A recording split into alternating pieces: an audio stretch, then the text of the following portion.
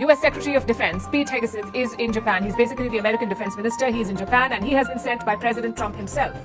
Pete Hegseth's task is clear: prepare for war with China. In news just coming in a tit-for-tat move, China has raised tariffs on U.S. goods to 125%. Investors and markets are trying to digest U.S. President Donald Trump's decision to suspend some tariffs while escalating a trade war with China. For decades, investors and governments across the world have considered U.S. Treasuries the ultimate safe haven. So much so that many nations have chosen to invest their foreign exchange reserves and trade surpluses in U.S. debt securities. But while this trust strengthens the U.S. economy, it also deepens its reliance on external financing. So, which countries hold the most U.S. debt? What are the dynamics of these financial relationships? And what might their implications be for the global economy? Let's explore.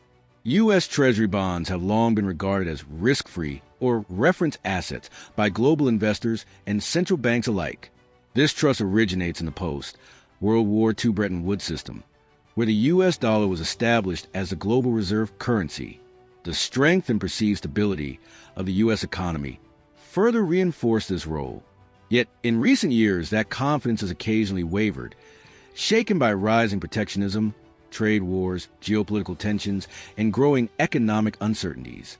Of particular concern is the stance of major creditors like China and Japan, who together hold a significant portion of America's debt. If they were to reduce their holdings, what would be the consequences?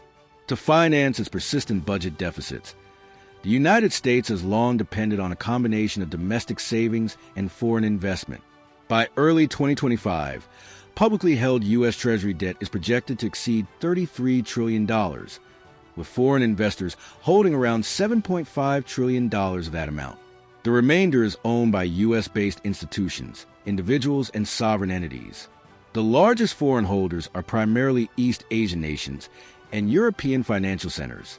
Historically, Japan and China have occupied the top positions, followed by hubs like the United Kingdom, Luxembourg, Ireland, and Switzerland. Other notable holders include the Cayman Islands, Taiwan, India, Belgium, and Saudi Arabia. Let's take a closer look at the top 10. Japan, around $1.09 trillion. For many years, Japan has been the largest foreign holder of U.S. bonds. Its investors regard U.S. Treasuries as safe investments, especially in a prolonged low-interest environment. Japan's large savings pool, the yen carry trade, and the Bank of Japan's policies all contribute to this trend. The strategic alliance between the U.S. and Japan also provides added stability. China, between $870 billion and $1 trillion. China has long used its trade surplus to purchase U.S. bonds, helping to stabilize its currency and support U.S. spending. However, its holdings have decreased from a peak of $1.3 trillion, largely due to trade tensions and efforts to diversify reserves. Theoretically, Beijing could sell these bonds to pressure Washington in a conflict, a move often dubbed a nuclear option. Yet such a decision would also harm China, making it a risky strategy. United Kingdom, around $650 billion. As a global financial center, London hosts a vast array of funds and institutions, many of which invest in U.S. securities. It's difficult to separate UK-based investments from those managed offshore, but the UK consistently ranks among the top 5 holders. Luxembourg, approximately $330 billion. A small country with a huge financial footprint, Luxembourg is a favorite for multinational firms and global funds due to its favorable regulations. These holdings don't reflect the local economy, but rather the presence of international capital flowing through its institutions. Ireland, about $320 billion. Ireland is another European financial hub, serving as a European base for many tech giants like Apple and Google. These multinationals channel funds through Irish institutions, significantly boosting U.S. bond holdings attributed to the country. Belgium, roughly $270 billion. Home to EU institutions and major financial operations, Belgium's holdings likely include assets managed by banks, funds, and multinational corporations headquartered or operating in Brussels. Switzerland, close to $250 billion. Known for its robust banking tradition, Switzerland houses private banks and wealth managers who invest heavily in U.S. bonds on behalf of clients worldwide.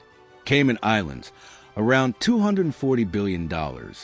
A prominent offshore financial center, the Cayman Islands hosts hedge funds and asset managers.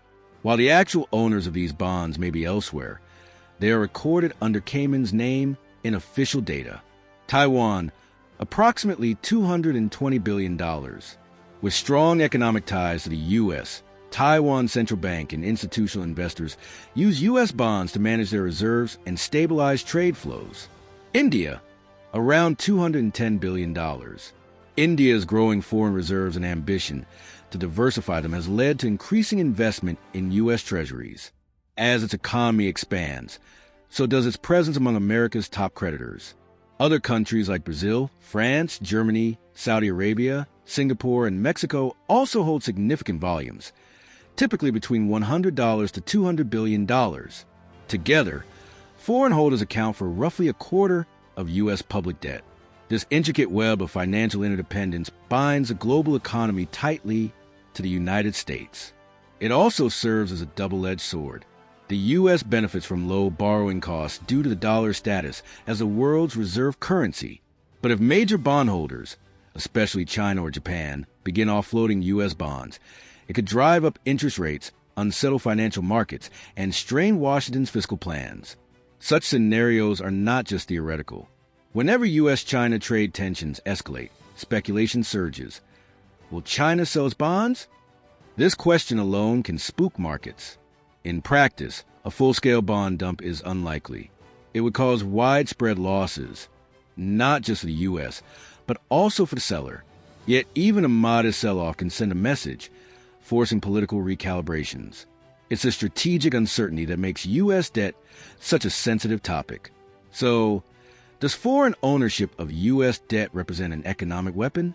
Or does the delicate balance of mutual dependence prevent any side from acting too boldly? What do you think? Let us know in the comments. And don't forget to subscribe for more deep dives into the forces shaping the world economy. Until next time, stay informed, stay curious.